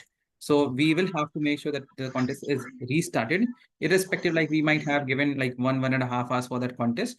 We will have to start the contest because the topic must be exactly same for all the contestants. So even if for one contestant the topic is read out even slightly incorrectly, the contest must be restarted with a different topic in that case. That's the reason we recommend that contest chair should have topics handy with them. Toastmaster Ayush, I see you raising your hand. I will again, yeah, please shoot your question. Sorry, to interrupt you in between. But I was asking, what happens if suppose the contest master tells a topic a little wrongly? Can he not correct himself and give the topic again to that same contestant? No, so in that case, since again this primarily applies in case of table topics, that's the reason we emphasize on this aspect that it should be like we read out, we have a certain format, name, topic, name. Toastmaster Ayush, face your fears, Toastmaster Ayush. Just in case if you maybe if it's even read out it slightly incorrectly, that might change the entire meaning of that particular topic. That's the reason they say that we should be restarting the contest just in case if it has been read out incorrectly. Even that might happen for the last contestant. That is I have something. a question pertaining to a previous slide. Can I take question that? Sorry? I have another question pertaining to a previous slide that's regarding the eligibility for being a participant in terms of when you are judging. For example, if you're a judge in table topics at a club level, right? For example, I'm in Siliguri Toastmasters Club, and I'm going and being a judge of Inspire Toastmasters Club. So can I be part of table topics in my own club? Can I take part in the? No, so if you are a judge in the table topics contest, Right. anywhere, be it at a club level or at an area or any other level beyond area, you cannot be a contestant in that same contest type at anywhere in the world. If you are a voting judge in that particular contest in that particular year, you cannot be a contestant in that case. So either you can be a judge in a particular contest or you can be a contestant in a particular contest. I hope that answers your question. Thank you. Yes. I see Toastmaster Leaf and Toastmaster Sandhya raising in Toastmaster Divakar. The Toastmaster Leaf, you can go first. Okay, Toastmaster Sankhya, I have a question. What if in the contest day, in the contest moment, especially this question is for the virtual contest actually. What if in the very moment the contest chair's net has an issue? I mean, network is in problem. Then what should the chief judge do? So usually a practice that is followed, contest chair is someone who is the one coordinating the entire contest as a host, as the MC, but at the same time has a set of contest masters. Suppose if we have a couple of contests lined up, again, that can be followed, cannot be followed. This entirely depends on the contest chair, whether they want to keep a contest master. Again, this can be mitigated to an extent if we have a contest master in place who shall be the one reading out the brief, like reading out the introduction, the script with regards to the contest, calling the contestants. Contest chair can merely focus more on coordinating with the role players, with the judges, and making sure everything is in place from a back end. Just in case if contest master gets dropped out or is facing in technical issues, the contest chair can take over and assist in the like facilitation of the contest. So again, preferably in short, it mentions that you can have a backup in place, preferably a contest master to assist you in the process of conducting a contest. I see Toastmaster Sandhya raising his hand. I hope that answers Toastmaster your question. Hi, Toastmaster Sanket. So one question. So suppose a member is a suppose Toastmaster is a member of two clubs. In one club, he participated in the contest and didn't get any position to proceed further. And meanwhile, he get the chance to participate as a judge in any other contest, the same type of contest. So whether the person says that I'm not keen to participate in the next contest, will can that be taken as a proof that he will not be participating and be eligible to judge in another contest, or we should ignore to consider him as a judge? So if suppose a member is part of two clubs, in that case, he is open to contesting from two different clubs at in the same contest. Suppose if he does not win in that particular contest, in that case, if he is a trained judge, he this is something more of like majorly just in case if he's not proceeding forward, or if he or she does not win in that, or if he or she does not is planning to proceed forward and participate, he can definitely be a contest like a judge in that case. It should be something he should not be, like the Toastmasters rule book says, he or she should not be a contestant in the same contest type. So just in case if your club, one of your clubs conducts a contest, you do not participate. In that case, you can definitely be a voting judge in the next contest. However, if you win in that particular contest, and in that case, you are ruled out to be a voting judge contest type anywhere in the world. Thank you. But point is that in one club, contest happens prior. So in one club, contest has already happened and he didn't proceed further, he or she. And before the contest is happening in the next club, he get the chance for as a voting judge. He get the opportunity as a voting judge. He should technically be avoiding it, because it's entirely up to him. He is not proceeding forward. But if he was a contestant earlier, wherein he won, in that case, he should not be ideally be a voting judge in the other contest in that case, because it's the same contest type. This is something those Right. has been newly introduced this year itself. It was Right. earlier that at club level, it was again okay. It's entirely fine. From area level onwards, this used to apply. From this year, Toastmasters International has incorporated this from club level onwards itself. So if you are a contestant, in that case, you are ruled out to be a voting judge. If you are a voting judge, you are ruled out to be a contestant in that case for that particular contest in that given year. Sure. Thank you. Thank you. I will take I see Toastmaster Manoj, Toastmaster Divakar, you have questions. I'll come to your questions once I have completed this quickly. Again, next up, we have in a table topics contest, contestant number 2 returns to the breakout room after delivering his or her speech. Should the contest be restarted? Yes. Yes. Okay. So the contest would have to be restarted because contestant number 2 returned to the breakout room where other contestants are after knowing what the topic is. Even if he or she, they did not reveal what the topic was, there is no way to prove this in front of all the stakeholders, the SA or the chief judge. In that case, hence the contest must be restarted to make sure that the topic has not been passed on to the other contestants who are yet to deliver, who are yet to listen to the topic in that case. Again, final few questions. The next question is, one of the voting judges was facing network issues and was not able to hear a part of the speech for one contestant. Now, again, should you allow him or them to continue judging in that case? Toastmaster Manoj? No. No. Correct. No. Thank you so much, everyone. We should, as a practice, recuse ourselves and again, do not continue forward, because again, as I mentioned, it might just be that particular minute or so wherein it might make all the difference in making someone number 1 or maybe number 3 in that case. So that is something, even if a voting judge was not able to hear 10 seconds of one speech, it would not be justified to continuing judging, as their decision might become biased. That is something we should, as a chief judge, instruct the voting judges to let the chief judge know about their situation immediately. And again, we should be excused from having the ballots considered. This again boils down to a very important thing, that as a chief judges, we should keep some backup in place just to make sure that there is a contingency, a contingent voting judge who can join just in case if this sort of a situation arises.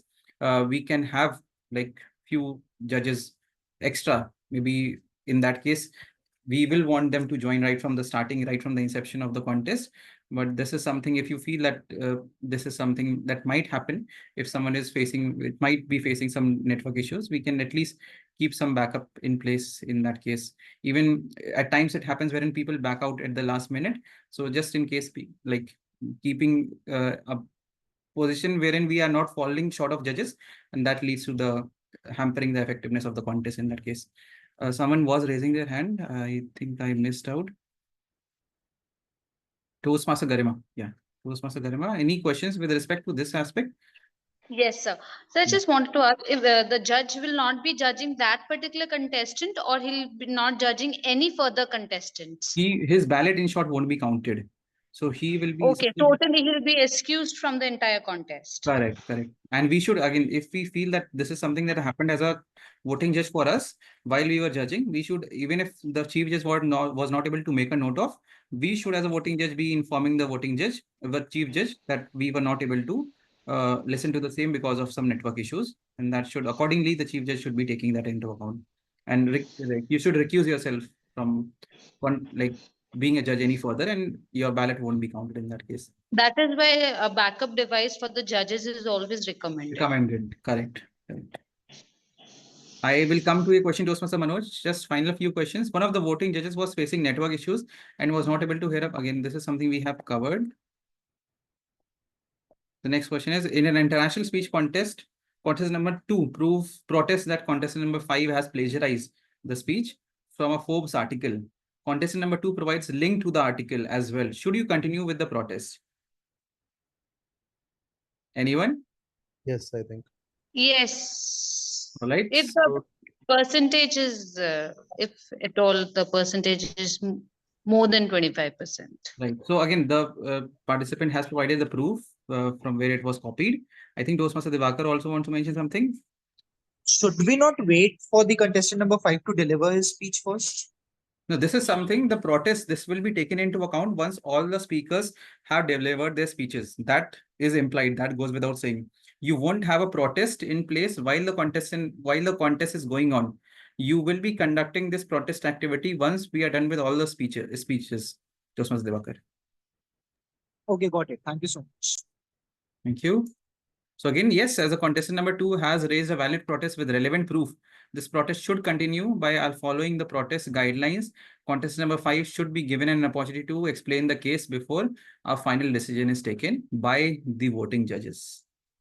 Now, a couple of questions. I think we are left with 2 more questions. Can the chief judge also act as a voting judge in that particular contest? No. Toastmaster Manoj?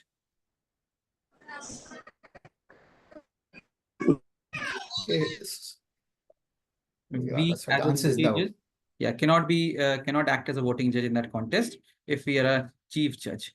You have also invited the tie-breaking judge to attend the judge's briefing. Have you done the right thing? No. No. No, correct. The tie-breaking judge remains anonymous to everybody, including the voting judges, and hence should not be invited to the judge's briefing at all. So this is all with regards to the Chief Judges Training Program. And we are done with the training. You all, again, I will be sharing the feedback link right away. And there will be an assessment link that will be shared with all of you. Along with that, I will be extending an opportunity. This is something I wanted to roll out once we are done with the Chief Judges Training Program. That is, any one of the prior Chief Judges who have been a trained Chief Judge in the past 2 years, I will be rolling out an assessment for them.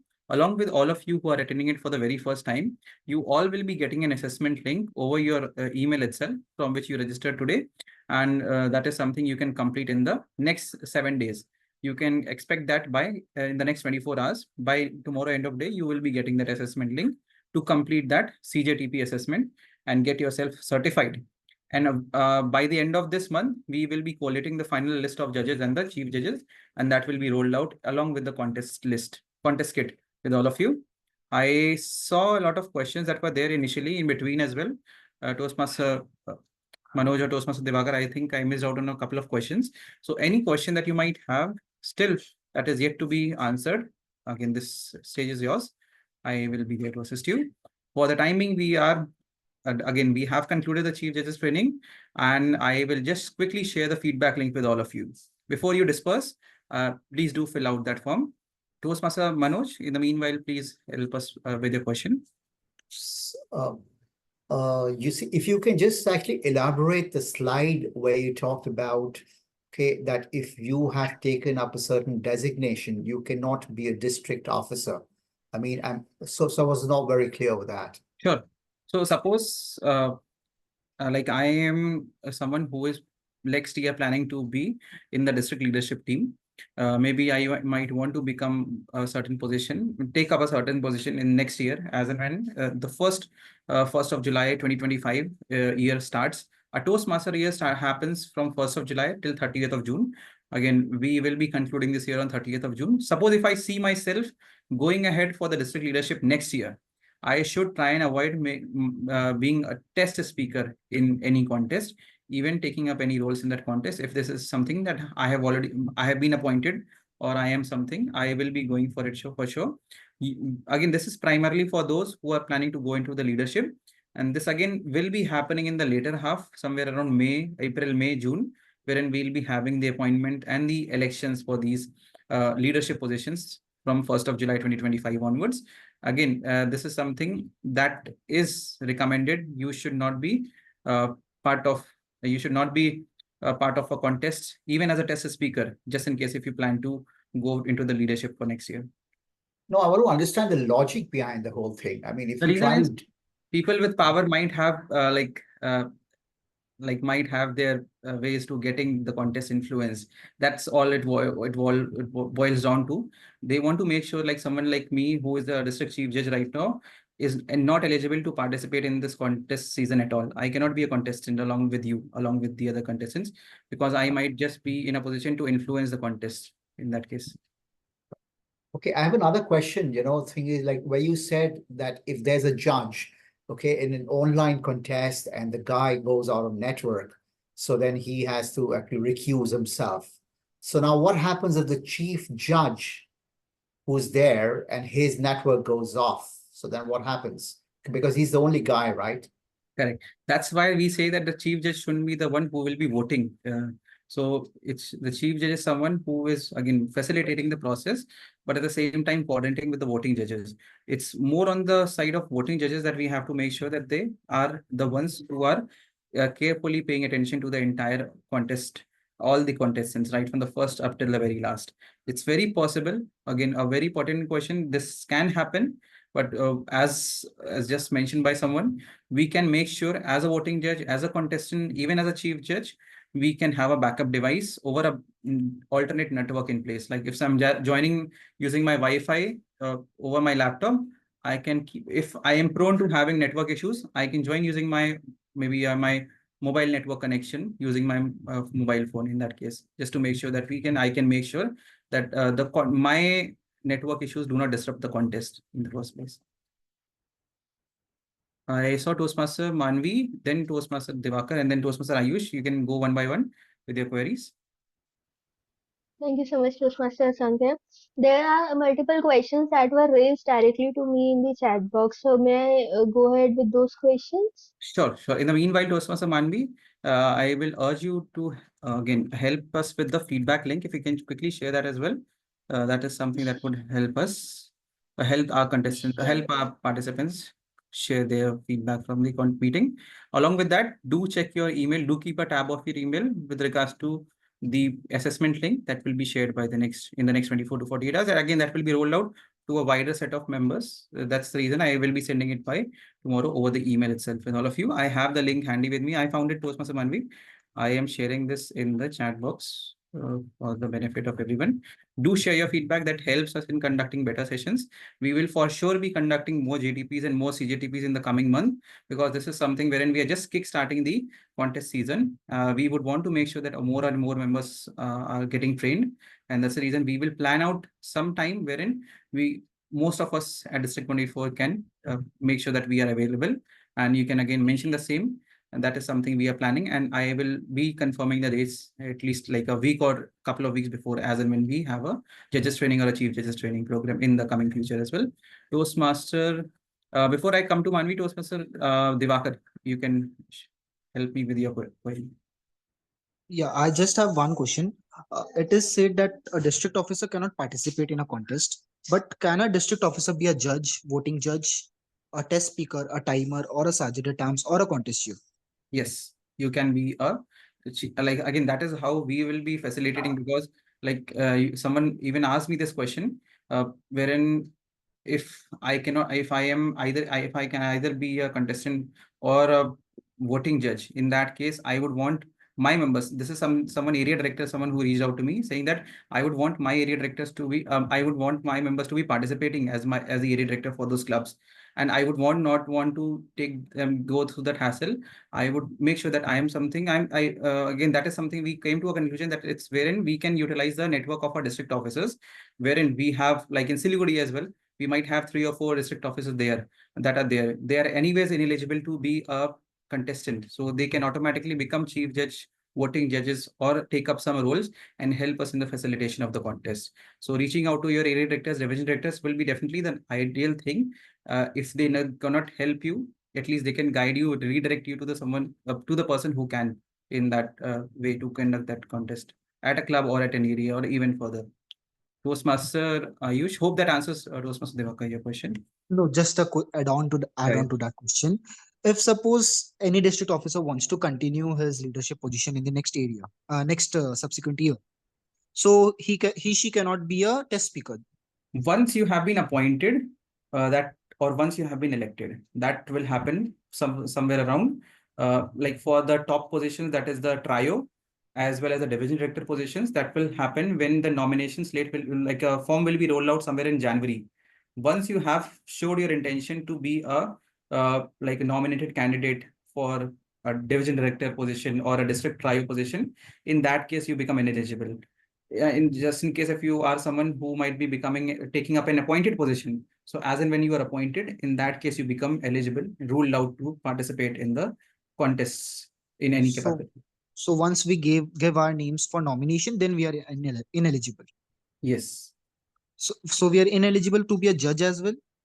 You again, that is something you are ineligible to be anywhere near the contest in that case, just in case, not just judge or something, not even like recommended that you avoid being part of the contest. That might again, that in the past we have seen these sort of situations arising.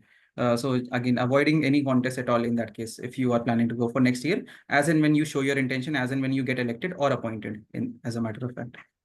Got it. Thank you so much.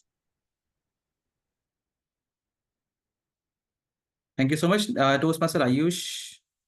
Right. Hi, thank you, Sankhya. What I wanted to say was that when you're talking about a voting judge recusing himself in terms of a network error, right? So for the member, while his network gets, when he faces an error and the contestant who's delivered the speech at that point, his vote is not counted for that contestant. So that contestant has a few, one judge less voting for him, right? So, And Ayush, I think I might not be clear. Sorry to cut you. That particular judge ballot won't be counted at all. Not just for that contestant, but for the contest holistically. He won't be judging any further, and his ballot will be null and void right from the time he recuses himself. It won't be counted for any other contestant in that but for case. example, if he faces a network error in the third speech, right? And the two speeches before that, is his ballot counted for the first two speeches? No, no. Then what is the purpose of having an add-on judge, like a backup judge, join? Because now already we'll No, have no. three. By backup judge, I meant like keeping a provision beforehand. Like suppose if I require 5 judges, I will keep at least 7 judges to keep that into account that people might have some, maybe at times I see that people back off towards maybe at the 11th hour. So just being proactive and planning a contest well in advance, so that due to paucity of role players or judges, we are not affecting the, like letting the contest quality affect. That's the reason we can have provision of backups that join right from the time the contest starts, not during the contest. Got it. Thank you. Toastmaster Alif. Yes. Hello. Yeah, Akansha, Toastmaster Akansha, I have two questions actually. The first thing is that that you tell about being the judge if you are nominated for the next year's district officer. So so when is our time of being not when is our time that we cannot judge actually after we fill out the nominations form or even from now? No, not from now. Once you fill out the nomination form, once you show your interest for a nominated elected position, or once you get appointed by the district director for any one of the positions, elections happen somewhere around May. Appointments happen somewhere around May or June. So you Yeah. have a amount of time that you can be part of the contest season. Yeah. Okay, so before that we can do the judging. Yeah, That before won't be a that you problem. yeah. Okay. Okay. And another my second and last question is that so what's the minimum amount of judge that we need to keep as if we are doing as a chief judge? The minimum judges. Will it be 5 judge or 7 judge or 4 judge? That depends from club to area to division to district. At the club level and the area level, I will again, if required, I can share this presentation deck with all of you. This is there mentioned that at club and area level we require 5 contestants at minimum, and division area and division district we require 7 minimum. That is also depending upon if we have any judges from any of the clubs areas from where the contestants are competing. So I can share this PPT presentation deck with all of you that you can go through, and that is something I'll be sharing along with the other contest kit details. Okay, and another thing, just a small thing that I need to ask that like in the last judges training program, actually Toastmaster Anpal, DTM Anpal had said that for the judges for being a judge on the same area, you cannot be the judge on the same area or division on the same area that your club is on, right? That applies from a division, from as and when the division starts. You should try and avoid being a judge just in case if one of your contestants, with a friend of one of the fellow contestants is from your home club itself. Okay, okay. If none of the contestants are from my home club, then I can be a judge over there. Yes. Okay, okay. Thank you so much. Thank you so Thanks a lot for the questions. Thank you so much, Toastmaster Charmaine.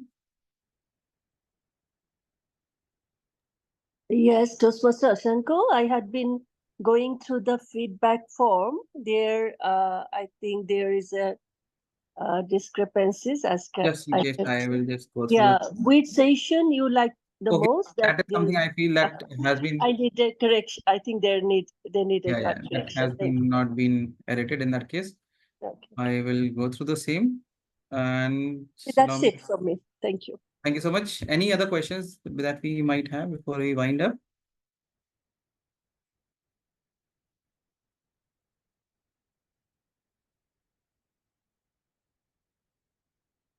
Yeah, Toastmaster Manvi, please tell me. So again, I can see few personal questions, queries that have been rolled out to me. Again, I was presenting my screen, so was not able to go through the queries. So any question that has not been addressed, please feel free to mention that.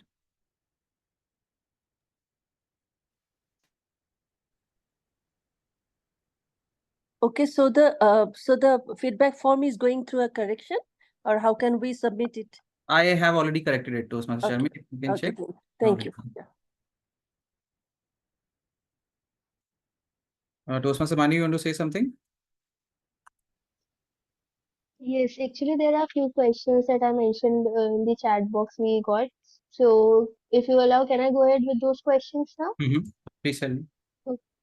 Someone asked, can the CJ be a member of one of my areas or division if it is a area or division contest? At a division level, again, no, that is something we should try and avoid the same. At again, at an area level, this is something again, if we are making sure if there is a chief judge from a particular area, what a particular area at an area level contest, and from a particular club from where the contestant is from. In that case, again, at the same time, we should make sure that there is a fair representation, equal representation with respect to all the contestants, with respect to all the voting judges that are there part of the judging panel. Okay, so the suggestion is that we should not keep the CJ from our area, right? Correct. We should avoid keeping the chief judge from our area in that case, just in case if the contestant is from that from the same clubs wherein the contest is happening here. Thank you so much. The next question is, there was a slide that mentions only voting judges and contestants can protest. So, as TBJ, are we not allowed to protest? And the second part of this question is TBJ's participation during the protest. So again, that is something that has already been answered in one of the previous slides. TBJs are not the ones who protest in that case. They do not participate in the protest. If they cannot be part of the briefing or the protest, they are again not expected to be part of the protest at anywhere at any point. Thank you so much. There is one more question. Do we as CJ or contest chair mention who protested and against whom the protest was made? Again, we do not disclose the same, neither of the two things, neither the thing wherein who raised the protest, that remains anonymous at all point. And that is something that is the onus lies on the chief just to make sure that is being not given out as to who raised the protest. At the same time, against whom the protest was being raised, it should not be going out of the judges pool, the judges team that is there. It should only stay between the judges panel itself. It should not be again mentioned outside. The contest chair should be apprised about a possible disqualification that happened. That's it. Again, we should not be disclosing any further details beyond that someone was disqualified. Thank you so much. One last question. Someone asked, how will anyone know whether I was a judge in a contest and now I am participating in a contest in another district? The chief judge will know it, but that is something. There are four core principles, the four core values. One of them is integrity, and that's again we say that's the first core value, and the emphasis, the magnanimity of those core values is something that again we say is from a chronological standpoint IRSC. The first one is integrity. That's up to us to make sure that we are adhering to these four core values. That is again it's a volunteering organization. We again as volunteers, as participants, as role players, even as contestants can and most importantly as judges can make sure that we adhere to the four core values that are there. That makes us Toastmasters. Thank you so much, Toastmaster Sanke. That was all that I had in my chat box. Thank you so much. Thank you so much for everyone for staying there till again the very end. The meeting again was scheduled from 7:30 to 9 p.m. Thank you all for staying there till we are again almost half an hour over the time. Thank you all for staying and we'll look forward to your feedback. Thank you so much everyone for joining in. We will be sharing the assessment link with all of you in the next 24 hours. You can expect the same. Thank you so much. Thank you so much for conducting such a wonderful session, Toastmaster Thank Sankhya. you, Toastmaster It was Sanke. really helpful. Thank you, Toastmasters. Thank you for Thank you so much. such a good session, sir. Thank you. Thank you.